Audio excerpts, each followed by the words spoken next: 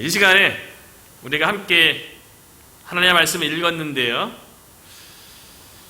부활의 예수님을 만난 자들이라는 제목으로 하나님의 말씀을 전하도록 하겠습니다. 오늘 본문에서 부활하신 예수님을 직접 만난 사람들이 나오죠.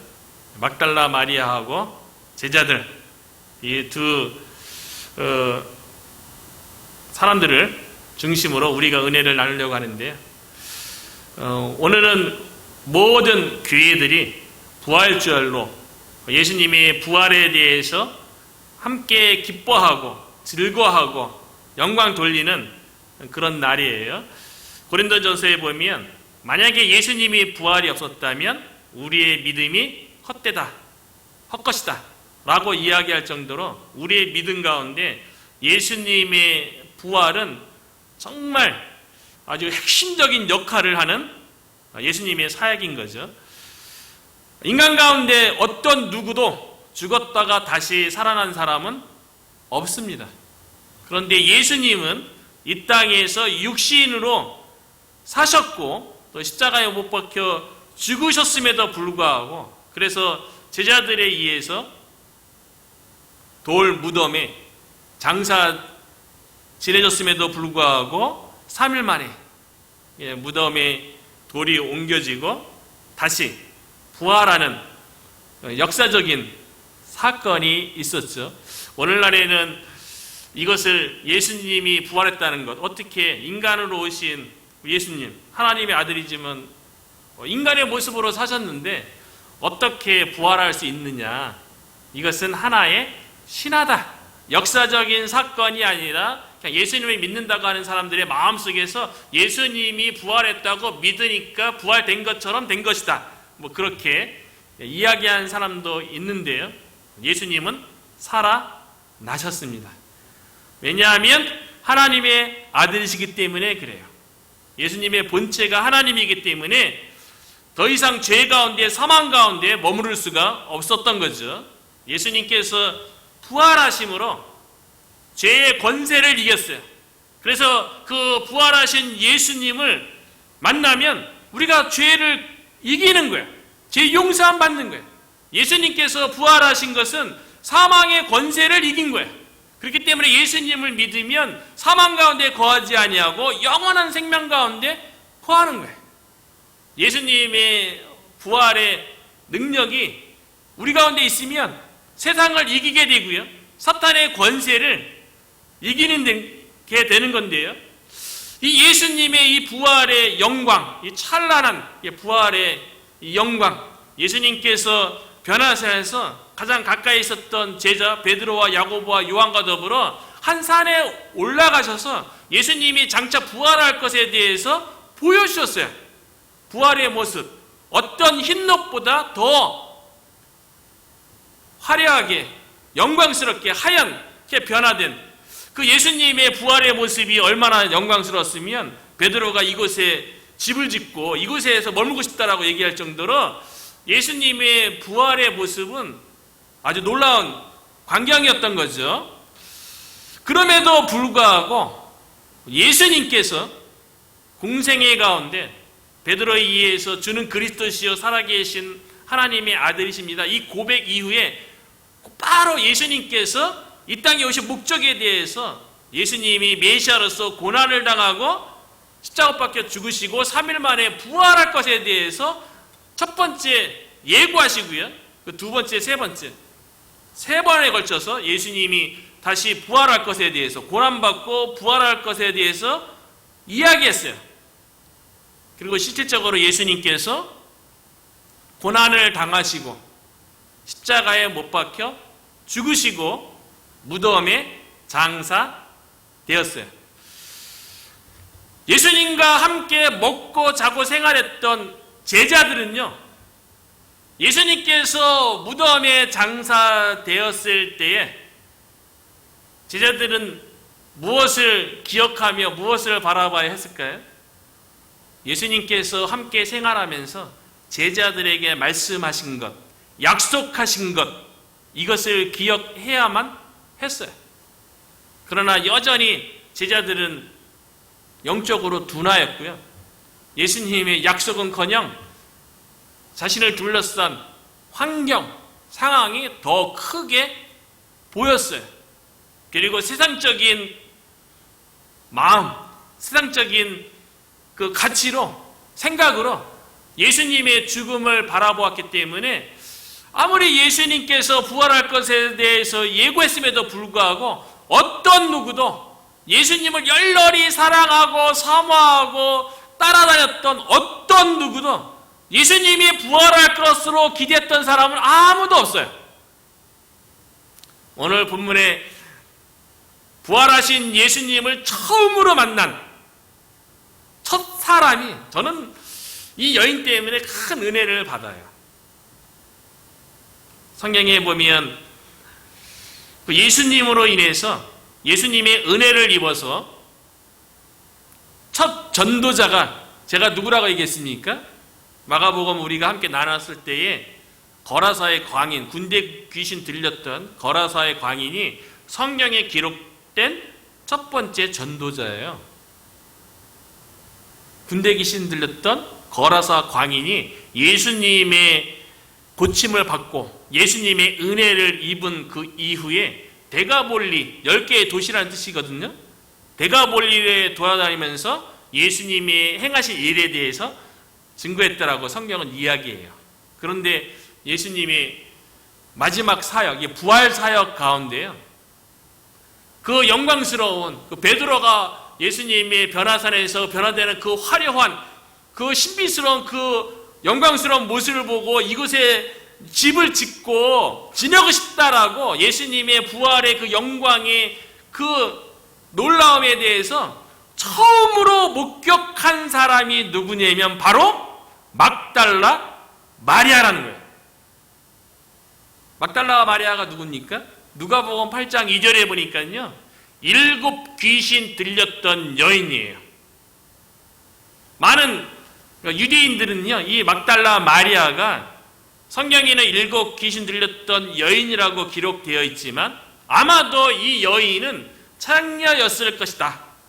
그러니까 세상에서 그냥 지탄의 대상, 더러운 여인, 부정한 여인이라고 손가락질을 받고 낙인 찍혔던 여인이 막달라 마리아예요. 어떤 누구도 세상 사람 가운데 가까이 하지 아니하고 인정받지 못했던 그 7 귀신 들렸던 막달라 마리아가요, 예수님께서 수많은 병자를 고치고 수많은 귀신을 쫓아내는 그 사람 가운데 한 여인이었던 거예요. 예수님을 통해서 7 귀신이 쫓겨나고 그 예수님이 하나님의 아들 메시아라는 것을,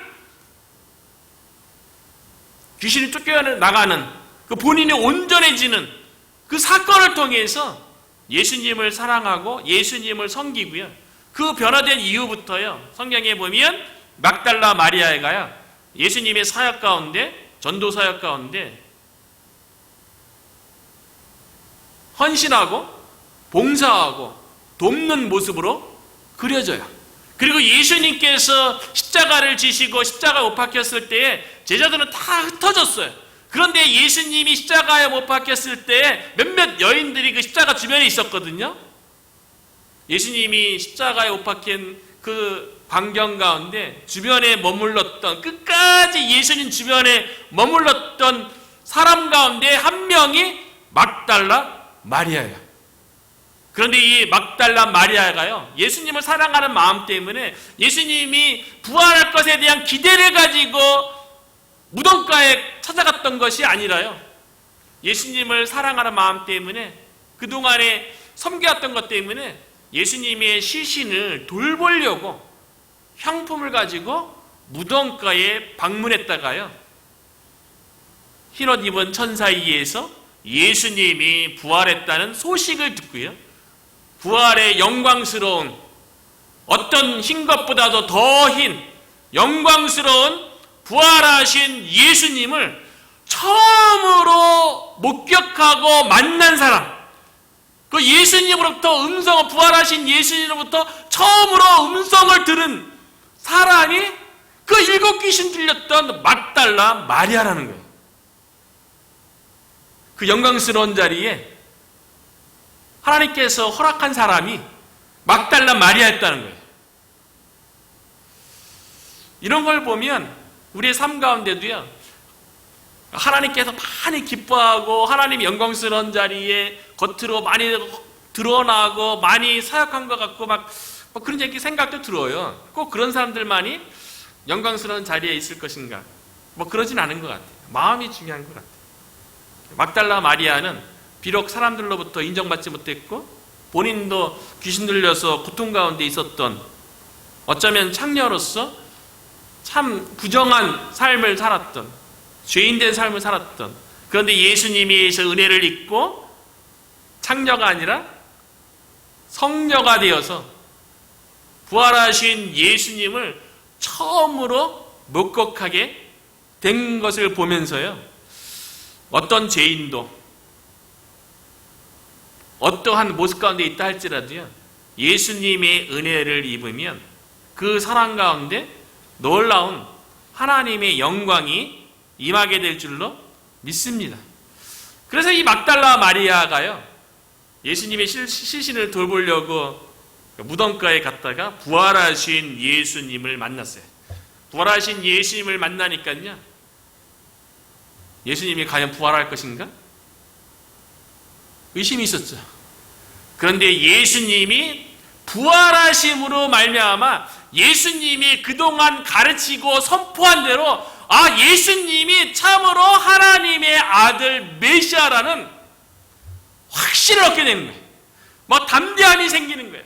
그동안 예수님을 사랑하고 섬기고 희생한 이 모든 것이 내가 잘못된 인생이 아니구나. 정말 내가 예수님을 위해서 나의 모든 것 바친 것이 얼마나 소중하고 가치 있는지를 깨닫게 되는 거죠. 그래서 이 막달라 마리아가요, 부활하신 예수님을 만난 다음에 제일 먼저 한 일이 뭐냐면, 우리가 읽은 18절에 보니까요, 막달라 마리아가 가서 제자들에게, 얼마나 놀라운 일입니까?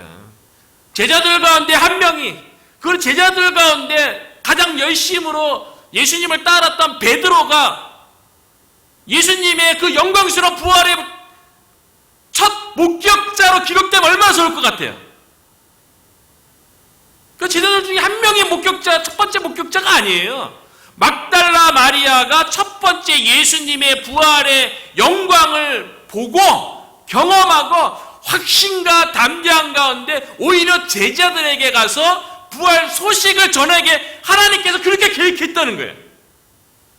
놀라운 일이죠.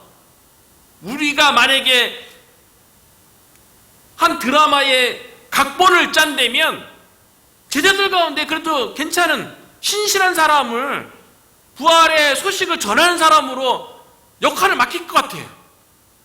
그런데 하나님은 일곱 귀신 들렸던 막달라 마리아에게 부활의 소식을 제자들에게 전하는 그 역할을, 그 영광스러운 역할을, 그래서 카톨릭에서 막달라 마리아를 어떻게 평가했는가를 보니까요, 사도들 중에 사도라고 그렇게 평가를 한다고 그렇게 기록되어 있더라고요. 사도들에게, 제자들이 사도죠. 사도들에게 부활 소식을 전한 여인, 그게 막달라 마리아인 거예요. 그러니까 제자들에게 뭐라고 얘기합니까? 내가 주를 보았다, 이것만 끝난 거죠. 이게 신앙생활의 전부 아닙니까? 내가 주를 보았다, 부활하신 예수님을 보았다, 내가 부활하신 예수님을 만났다, 이곳에서 확신과 담대함과 인생의 모든 가치와 헌신과 꿈과 비전과 소망, 내가 주를 보았다, 이 고백 속에 다 들어가는 거 아닙니까? 오늘날 많은 사람들이 왜 예수님에 대한 헌신, 믿음의 확신, 그 꿈, 비전, 하나님 나라에 대한 도전, 이런 것이 왜 희미하고 왜 없다고 얘기합니까? 어떤 누구도 내가 주를 보았다, 부활하신 예수님에 대해서 내가 만났다라고 그렇게 담대하게 얘기하시는 사람이 적기 때문에 그런 거죠. 예수님을 만나면 담대해지는 거예요. 그것이 인생의 전부가 되는 거예요. 빌립이 예수님을 그리스도로 깨달았죠. 그러니까 이 빌립이 나다나엘에게 찾아가서 뭐라고 합니까? 구약에 율법에 기록했고 선지자들이 기록한 그 메시아, 내가 그 메시아를 만났다. 와 보라. 와서 보라. 이건 예수님을 만난 자만이, 예수님이 그리스도로 경험한 자만이 선포할 수 있는 담대함이죠.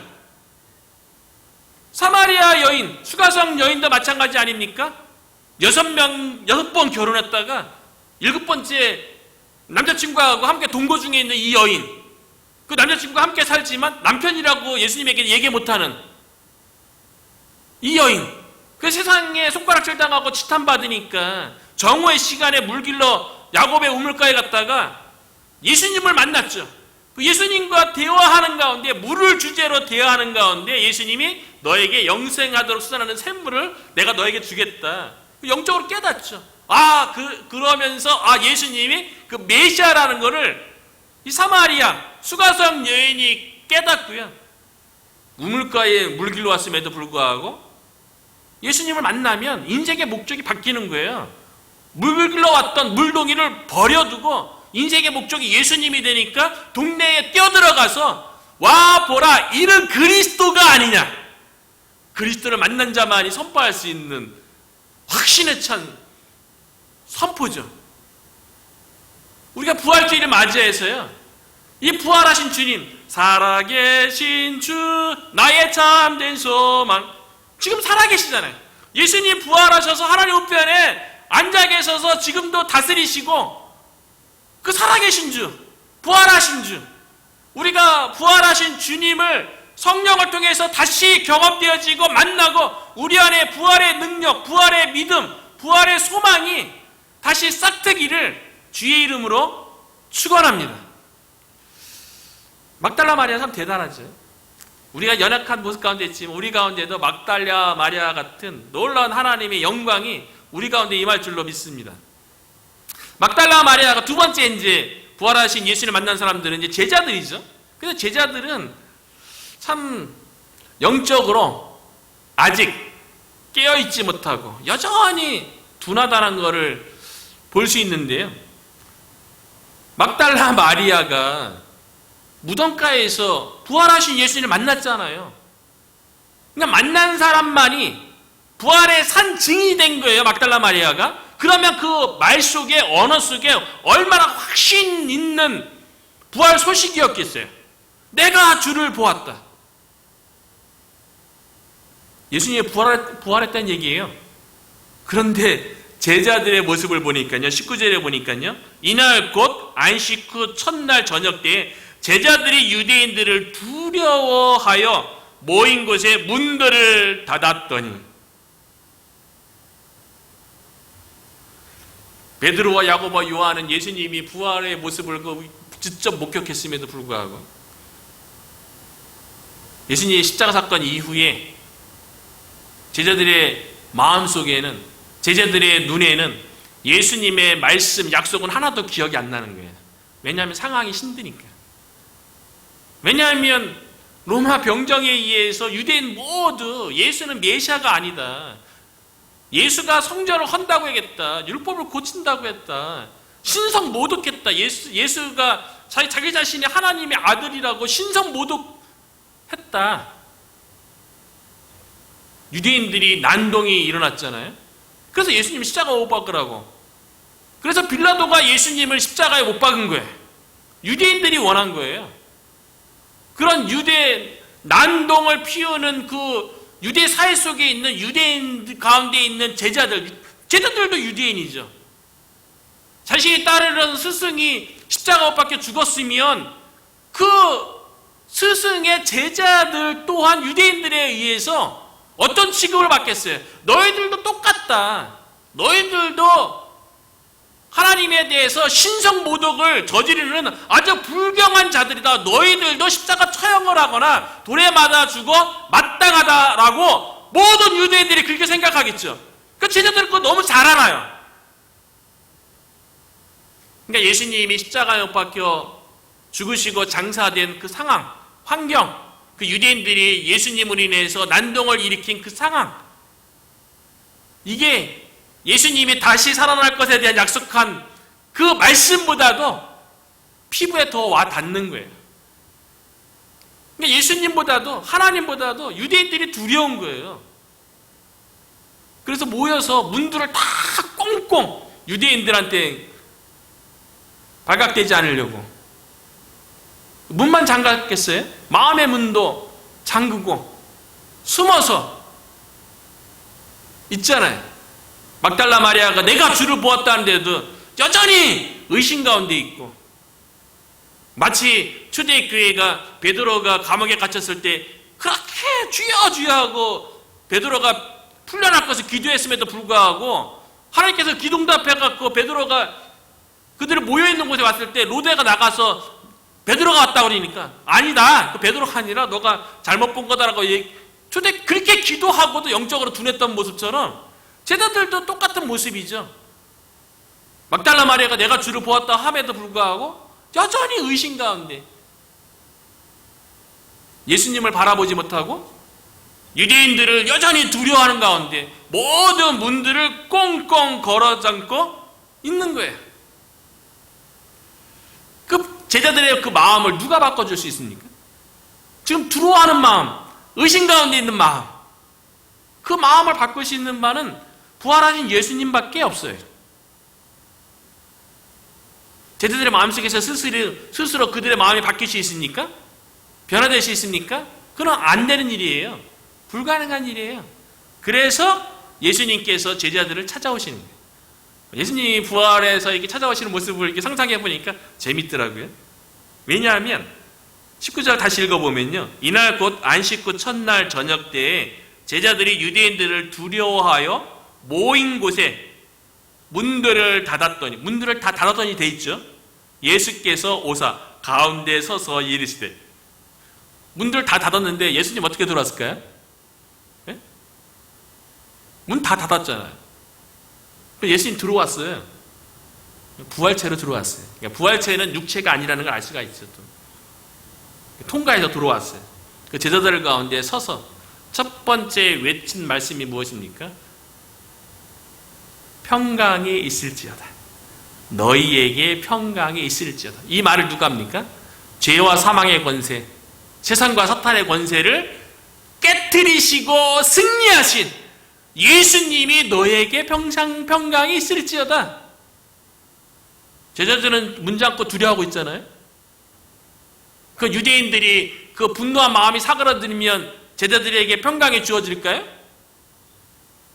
아니에요. 부활의 주님을 만나면 그들의 마음속에 평강이 주어지는 거예요. 우리는 평강을 어디서 기대합니까? 무엇으로부터 기대합니까? 내가 직면한 그 문제가 해결되면 평강이 주어지는 거예요. 내가 힘들다고 여기고 고통이라고 여겨지는 것, 그것이 해결되어지면 내 마음에 평강이 주어졌다라고 우리가 그렇게 생각합니까? 부활하신 예수님으로부터 참된 평강이 저와 여러분의 마음 가운데 환경과 상황과 상관없이, 예수님의 제자들이 유대인들로 인해서 핍박받는 위협 가운데 있는 거 예수님이 모릅니까? 다 알죠. 그런데 그런 상황 가운데 제자들의 마음에 평강이 주어지는 것이 아니라 참된 평강은 부활하신 예수님으로부터 저와 여러분에게 주어지는 줄로 믿습니다. 우리가 다시 한번 부활하신 주님, 부활주를 맞이해서요, 그 부활하신 주님을 다시 만나서 세상이 주는 평강이 아니라 모든 권세를 이기시고 부활하신 예수님으로 인한 우리의 마음이, 그러니까 우리가 좀 마음이 평안했으면 좋겠어요. 저부터 마음이 좀 평강, 피스, 히브리어는 샬롬, 하나님만이 주시는 거죠. 평강은요. 그리고 제자들에게 예수님께서, 예수님 자신이 부활하신 하나님의 아들 메시아라는 것을 20절에 보면 확인시켜 주는데요, 제자들은 스스로 이렇게 깨닫지 못해요. 잘 깨닫지 못하는 건 참 어리석은 것 같아요. 우리들도 쉽게 은혜 받았다고, 이전에 은혜 받았다고 예수님에 더 쉽게 깨달아지거나 하나님의 뜻이 깨달아지는 게 아니잖아요. 시간이 지나고 우리는 막 그러는데 예수님이 너무 잘하는 것 같아요. 그러니까 제자들을 향해서요, 이전에도 보면 갈릴리 호수에서 광풍을 만났을 때 예수님께서 그 제자들을 위해서 물 위로 걸어가니까 제자들 딱 보고 예수님이긴 한데 물 위로 걸어오는 거 보고 예수님이 하나님의 아들 메시아라는 걸 못 믿으니까 유령이다 그러면서 두려워하잖아요. 그때 예수님께서 제자들을 안심시키기 위해서 뭐라고 얘기합니까? 내니, 이전에 설교했죠. 내니 두려워하지 말라. 내니, 에고에임이 내가 구약의 그 여호와 하나님이다. 내가 여호와 하나님인데 물을 지으신 분이 물 위를 걷는 게 뭐 대수라고 뭐 놀라고 유령이다 어쩌다 그런 말을 하느냐. 두려워하지 말라. 그렇게 얘기했던 것처럼요. 예수님이 부활체로 이렇게 뭐 놀란 게 어떻게 문 닫았는데 어떻게 들어왔지? 막 이랬는지도 모르죠. 부활체로 예수님이 아까 가운데 서 있으니까 놀라니까 놀라지 마. 내가 너희들과 함께 했던 3년 동안 함께 했던 십자가 못 박혀 죽고 무덤에 3일 있었던 너희들이 그렇게 따르던 예수 하나님의 아들 메시아야. 그거를 20절에서 확인시켜 주죠. 오늘날에도 우리가 예수님을 예수님으로 깨닫고요. 오늘은 부활절로 우리가 깨닫고 이런 것도 우리가 깨닫는 게 아니라 알고 보면 다 예수님께서 하나님께서 깨닫게 해주시는 줄로 믿습니다. 우리가 깨닫는 게 아니죠. 다 하나님께서 깨닫게 해주시는 거고요. 예수님께서 깨닫게 해주시는 거예요. 그래서 예수님께서요. 손과 옆구리를 보이시니 제자들이 주를 보고 기뻐하더라. 우리가 순종하고 따랐던 주님이 맞구나. 부활하셨구나. 이때야 깨달아지는 거죠. 막 기뻐하는 거죠. 부활하신 주님으로 인해서 제자들의 마음이 바뀌는 거예요. 의심에서 확신으로, 두려움에서 이번에는 사명으로 바뀌는데요. 예수님께서 다시 한번 너희에게 평강이 있을지어다. 상황, 환경 이거 두려워하지 마. 이 본문을 보면 묵상하면서 그런 생각이 들더라고요. 우리에게 주어진 사명은 환경 때문에 주어지는 게 아니라는 거예요. 여건 때문에 주어지는 게 아니라는 거예요. 지금 제자들의 상황과 환경 여건은 유대인들의 위협 때문에 한 곳에 모여서 모든 문을 걸어 잠근 상태예요. 그 상황 가운데 예수님께서 사명을 주셨다는 거예요. 어쩌면 저와 여러분이 지금 힘들고 어려운 상황 속에서 이 부활주의를 맞이해서 우리의 사명이 무엇인지 다시 깨닫게 하기 위한 계획이 아닌가 그런 생각이 드는 거예요. 문을 걸어 잠고 숨어있는 이 제자들에게 예수님께서 사명, 두려움을 사명으로 부활하신 주님 바꿔주는 거예요. 두려움에 갇혀있지 말고 사명을 감당하라고요. 사명을 주시는데 21절 후반부에 보니까요. 아버지께서 나를 보내신 것 같이 나도 너희를 보내노라. 여기서 사도가 나오는 거예요. 예수님이 제자들을 불렀죠. 그 12 제자가요. 예수님에 의해서 세상으로 보내졌죠. 세상으로 가라고. 지금 제자들은 세상이 두려워서 지금 한 곳에 모여서 문을 닫았는데 예수님은 거꾸로 세상으로 보낸대요. 보냄받은 자, 이게 사도예요. 교회가 사도적 사명을 감당하는 거죠. 세상에서 뭐 오는 게 아니라 세상으로 보냄받은 것이 바로 교회인 줄로 믿습니다. 그러면서 예수님께서 세상에 어떻게 나갑니까? 아무리 부활하신 예수님의 명령이라 할지라도요. 세상을 보내는데 부활하신 예수님께서 그냥 제자들만 보내는 게 아니에요. 22절에 보니까요. 이 말씀을 하시고 그들을 향하여 숨을 내쉬며 마치 예수님께서 호흡하듯이 제자들 향해서 숨을 내쉬며 이렇게 부셨죠. 성령을 받으라. 이 구절을 보면 창세기 2장에 있는 예수님께서 태초에 인간을 창조할 때에 흙으로 그 형상을 만들고 그 코에 생기를 불어넣었어요.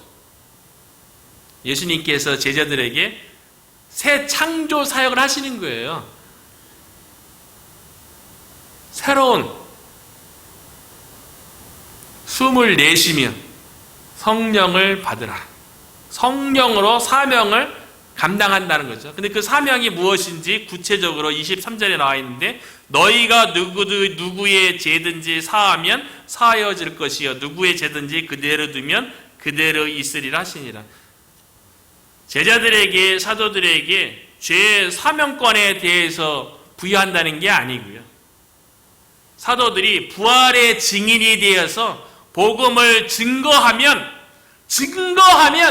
그 복음을 받아들인 자는 죄 사함을 받는 거고요. 그 복음을 받아들이지 않는 사람은 그 죄가 그대로 남게 된다는 거죠.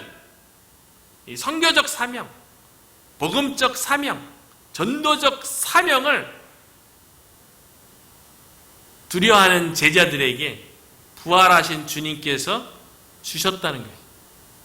부활하신 주님이요 막달라 마리아에게는 확신과 담대함을 주셨고요. 제자들에게는요 의심을 확신으로, 두려움을 사명 감당함으로 그 마음을 바꿔주셨어요.